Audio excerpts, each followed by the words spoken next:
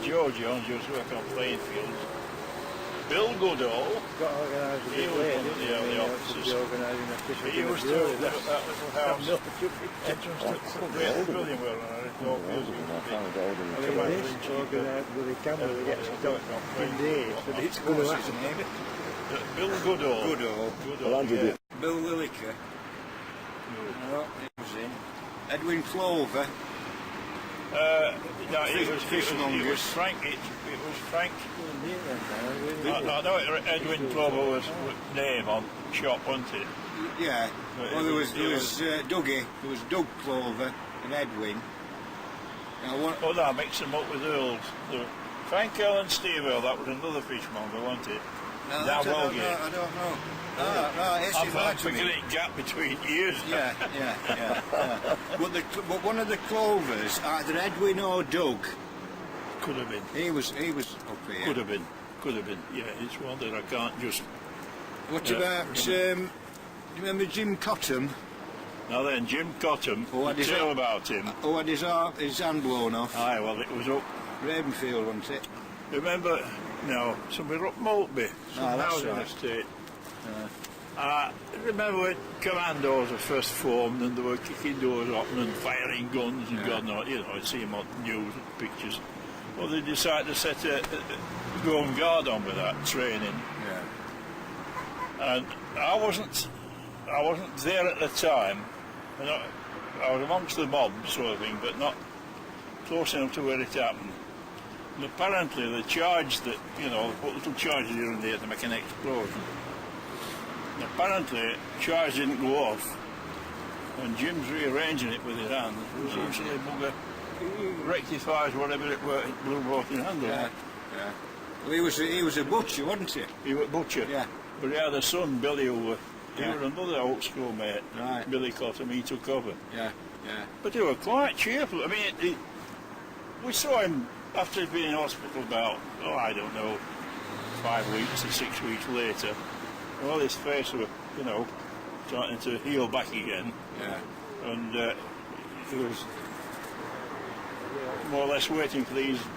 Well, there were only hooks or something. Not like they get these days. But he used to have attachments, didn't he, that he could put on? That's right, he did. Yeah, he used to have knives and things. Like them things you buy at bloody gardener's centre. You could put different attachments on, It was something like that. Yeah. I remember him coming up here in his civvy clothes and somebody said, here's our left pint, he said. He stuck this little cap and last week. Yeah. It was uncanny, really. But that made him sit up a little bit, I don't know. But when you see this here, this Dad's Army thing on telly, and you remember back, you can see where the antics went with some Lance Corporal Jones and Private Pikes and pompous bloody officers. Shame they didn't come with uniforms on that to get them all together. Do you remember Roland Coates? No. Poucher? Aye, but not connected with home guard, I think, Poucher. Tom Smith? No. Pretty common name, though, that. Well, yeah, but he was just from down that road. Anybody called Gutteridge? Remember anyone called Gutteridge? No. What about Gilbert Green? No, the Keith Green. No. Was one of our mob. Jim Garnett? Jim Garnett, yeah. And what about any of the Deroics? The Deroics weren't here. They weren't here? No. Were they at They were at Olmsted? top. I was born in Clifton Avenue, opposite Plainfield. Yeah. That's where I spent my single life there, up to being about 24 when I got married. And Deroic had a shop at Toffert Street. Right.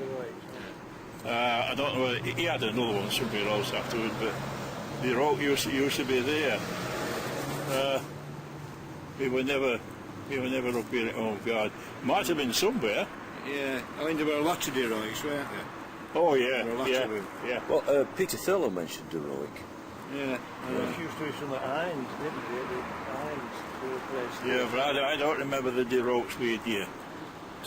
The hind. I'm sure I would have known better than Peter. Oh, the hind was because my father George, apparently, he started at the hind, whichever platoon that was. A company.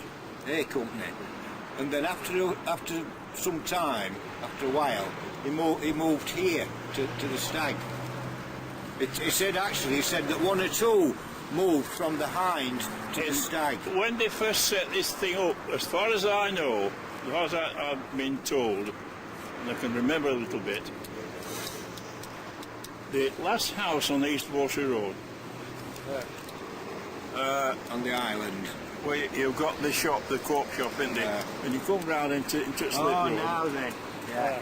That was Parkin's house. Oh, well, that's in what Margaret. That's where they used to meet, isn't it? Yeah, that's Parkin's house, yeah, that. yeah. And then they moved to the Stag. Yeah. Because it was too near, as I heard say, too near A Company at mine. Yeah.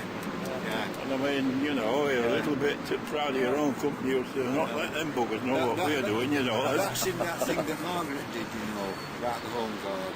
Yes. About meeting at Parkin's house. Yeah. Yeah, there's a little bit on the net Yeah. about Yeah, it. that's Put on as well. David Woofington. Now, Remember David, Woofington? I went to his funeral about 4 years ago. So he was here. Yeah, David. There were, I tell you what there were. There was myself, Peter Thurlow, Raymond de Burgh, Keith Green, Dave Woofington, Howard Tucker. Howard Tucker was headmaster at South Road. Right. Years after. Yeah. But his dad was a Reverend Tucker or something. They lived in Parkfield Road. Oh, I was on that one gang. Remember Ken Cox? Ken Cox, but not here. That was later on in life. All right. Ken Cox. Yeah. But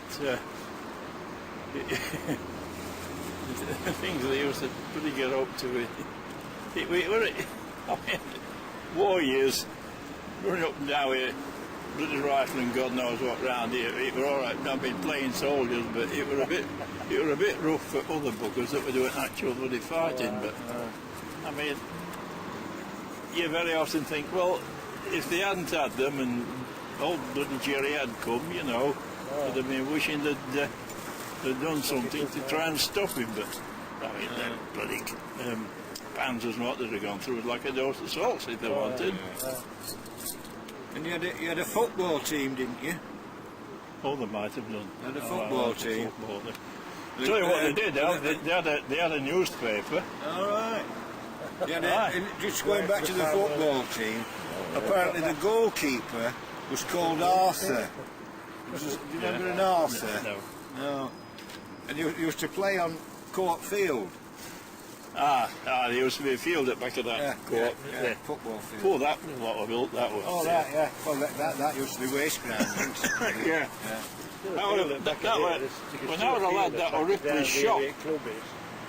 Bit of a field down there. Well, Eden Mobility. Down there. Yeah. The general stores and that sort of thing. Well, there, I mean, that used to, was it? Ripley's, yeah. And then it was Dunn's. But I remember Ripley's. And Court. we used to do a bit of drill in the field over there at one Right. bit. We want to set that on fire.